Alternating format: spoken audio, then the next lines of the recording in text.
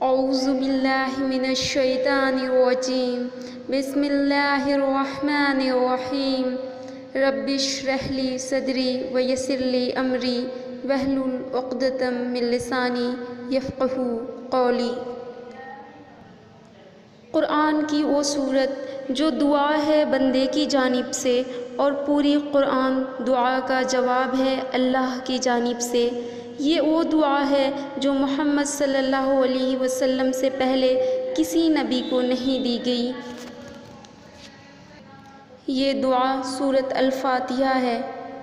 فاتحہ کے معنی ہوتا ہے کھولنے والا۔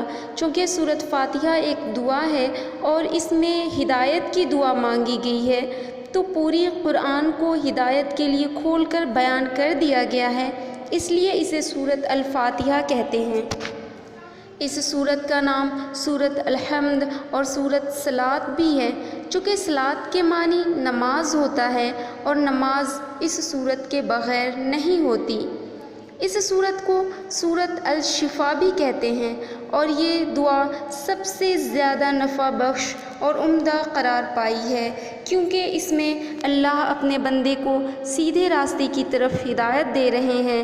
اگر ہدایت حاصل کرنے والا ہدایت حاصل کرے تو دنیا اور آخرت میں اس کو کوئی برائی نہیں چھو سکتی۔ قرآن کی یہ سورت ایک ہی بار میں مکمل نازل ہوئی۔ یہ مختصر سی سورت قرآن کی بالکل شروع میں آتی ہے، جس سے قرآن کی ابتدا ہوتی ہے، اور اس دعا کو شروع میں رکھ کر یہ سکھایا گیا ہے کہ اگر آپ واقعی اس سے فائدہ اٹھانا چاہتے ہیں تو پہلے آپ اللہ تعالیٰ سے دعا کریں۔ سورۃ فاتحہ میں 7 آیتیں ہیں۔ 3.5 آیتیں اللہ تعالیٰ کے لیے اور 3.5 آیتیں بندوں کے لیے ہے۔ اس سورت کو ہم اپنی زندگی میں سب سے زیادہ پڑھتے ہیں۔ آخر کیا ہے اس سورت میں جو اللہ تعالیٰ نے ہر روز اس کو پڑھنا فرض کر دیا ہے؟ آئیے اس سورت کے ایک ایک آیت کو تفصیل سے دیکھیں۔ بسم اللہ الرحمن الرحیم۔ شروع اللہ کے نام سے جو بہت بڑا مہربان اور نہایت رحم والا ہے۔ اس کی فضیلت یہ ہے کہ اگر کسی کو کچھ نہ آتا ہو تو وہ بسم اللہ الرحمن الرحیم پڑھ دے۔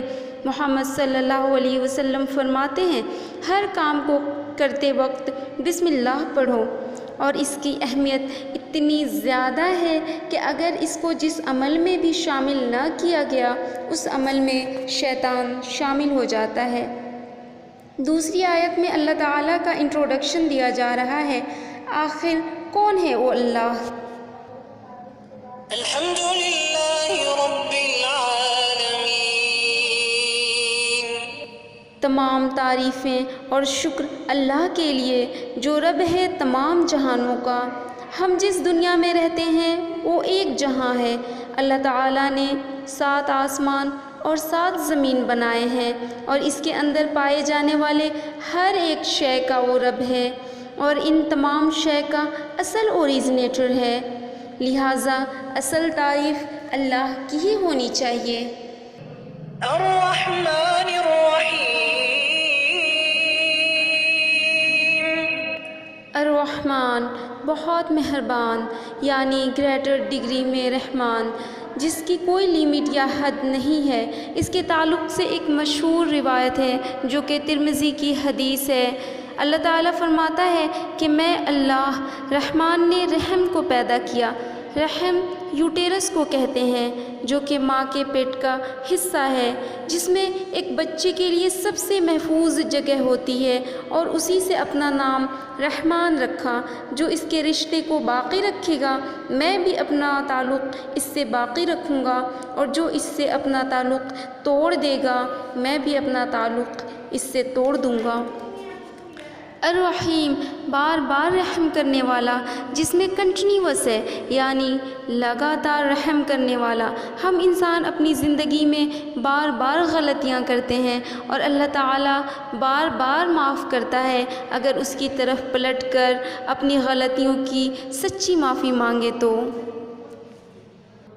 مالک یوم الدین۔ مالک ہے وہ بدلے کے دن کا، بدلے کے دن یعنی آخرت کا دن۔ اسے بدلے کا دن کیوں کہا گیا ہے؟ اس لیے کہ اس جہاں میں ہم جو بھی عمل کرتے ہیں، اچھا یا برا، آخرت میں جزا اور سزا کے طور پر انعام دی جاتی ہے، اور اس جزا اور سزا کے دن پوری کی پوری بادشاہت اللہ کی ہوگی۔ دنیا میں تو ریجنل، ٹرائبل اور علاقائی سطح پر بادشاہ ہوتے ہیں، لیکن اس دن سوائے اللہ کے کسی کی بادشاہت نہیں ہوگی۔ إياك نعبد وإياك نستعين۔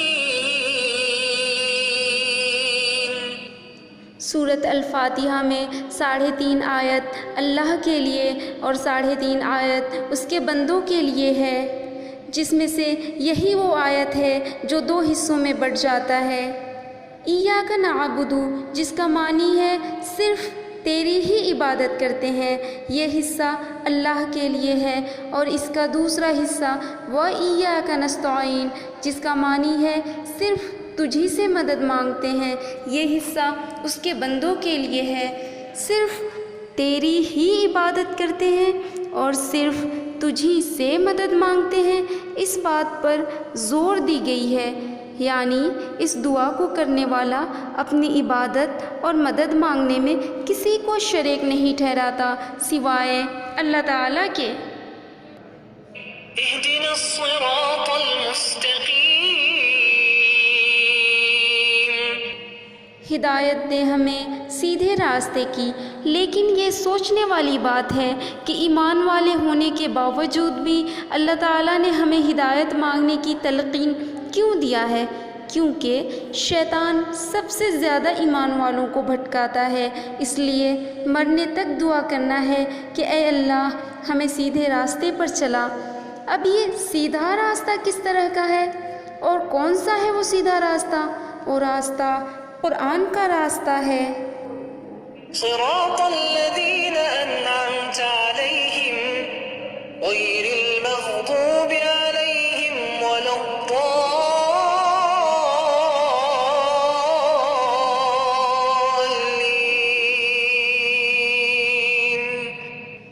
راستہ ان لوگوں کا جس پر تو نے انعام کیا، ان لوگوں کا نہیں جو اپنے راستے سے بھٹک گئے۔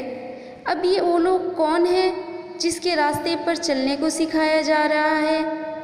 یہ لوگ انبیاء، صدیقین، شہداء اور نیکوکار ہیں، ان کی پیروی کرنے کی ہدایت کی گئی ہے۔ یہ 4 کیٹیگریز ہیں سیدھے راستے پر چلنے والوں کی۔ اب یہ بھٹکے ہوئے لوگ کون ہیں؟ یہ بھٹکے ہوئے لوگ وہ ہیں جنہوں نے ان 4 کیٹیگریز کی اطاعت نہیں کی، یعنی انبیاء، صدیقین، شہداء اور نیکوکار کے راستے پر چلنے سے انکار کر دیا اور ان کی اطاعت کرنے سے انکار کر دیا، ان کی نافرمانیاں کی۔ اللہ تعالی ہم تمام کو صراط المستقیم پر چلنے کی ہدایت دے، آمین۔ وآخر دعوانا ان الحمد للہ رب العالمین۔